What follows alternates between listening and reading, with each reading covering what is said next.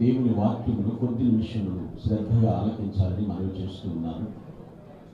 కీర్తిశేషులు doctor YS Rajasekhara Reddy గారి యొక్క జీవిత విధానాన్ని మనం పరిశీలిస్తే ఇక్కడ లేఖన భాగాన్ని బట్టి నేను అన్వయించడానికి ప్రయత్నిస్తూ ఉన్నాను.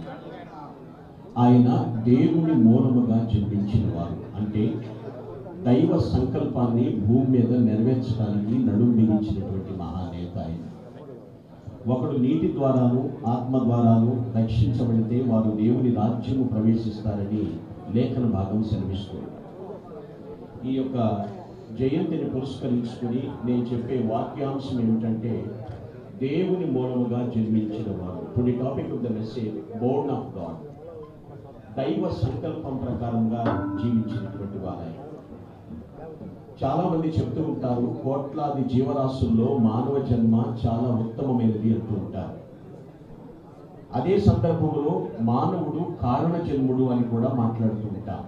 అయితే నిజముగా కారణ జన్ముడు అనేటువంటి మానవుడు తన జన్మకు ఏమి కారణం ఉందని గుర్తించి జీవించవలసిన ఆవశ్యకత ఎంతైనా ఉంది. చాలా మంది తన జన్మకు దేవుడు ఎందుకు నన్ను భూమి మీదకి తీసుకుని వచ్చాడు అనేటువంటి విధానాన్ని పరిశీలన చేసుకోవాలి. ఎలాగూ ఆయన దేవుని మూలముగా జన్మించిన వారు అని మనం చెప్పగలుగుతాము. మహానేత జీవితంలో వారి యొక్క 60 ఏళ్ల జీవిత ప్రస్థానం అంతటిలో కూడా ఈ వాక్యంలో వ్రాయబడినటువంటి 4 అద్భుతమైనటువంటి లక్షణాలు వారు కలిగి జీవించారు. అందుకే వారిని దేవుని మూలముగా జన్మించిన వారిని సంబోధించడంలో నేను సందేహించడం లేదు. Born of God, that means దేవుని మూలముగా జన్మించుట అంటే అక్కడ మొదటి వచనంలో రాయబడి ఉన్నది, రెండవ వచనంలో కూడా కలిపడుతున్నాడు, మనము దేవుణ్ణి ప్రేమించుచు. వారు దేవుని మూలముగా జన్మించిన వారు అనడానికి మొట్టమొదటి కారణం ఏంటంటే first of all fullness of love. దేవుని ప్రేమ వారిలో సంపూర్ణంగా ఉంది. అంటే దేవుని ప్రేమించిన వారు దేవుని ప్రజలను కూడా ప్రేమిస్తారు. ఆ ప్రేమ ఎటువంటిదంటే దేవుడు ఎలా ప్రేమించాడో అటువంటి ప్రేమను ఆ మహానేత జీవితంలో మనం చూడగలుగుతాం. అందుకే వారిని స్మరించుకుంటూ మనము దేవుని స్తుతిస్తూ ఉన్నాం. Fullness of love. అందుకనే లవ్ అంటే ఒక అర్థం చెప్తారు, షేరింగ్ అని, పంచుకుంటా. ప్రభు యొక్క ప్రేమను మనం పరిశీలిస్తే సఫరింగ్ ప్లస్ సాక్రిఫైస్ రెండు వారి జీవితంలో పుష్కలంగా ఉన్నాయి. దాన్ని పుడికి పుచ్చుకున్నారు దేవుని యొక్క కుమారుడుగా జన్మించిన డాక్టర్ వైఎస్ రాజశేఖర రెడ్డి గారు. నీటి మూలముగాను ఆత్మ మూలముగాను జన్మించిన వ్యక్తి దేవుని ప్రేమను పరిపూర్ణంగా చూపిస్తారు. ఇంగ్లీష్లో కొటేషన్ ఉంటుంది, compassion puts love into the action. సానుభూతి అనేది ప్రేమను క్రియారూపంలో తీసుకొస్తుంది. ప్రేమను పెదవుల మీద పలకటం కాదు, కానీ వారు క్రియల్లో చూపించారు.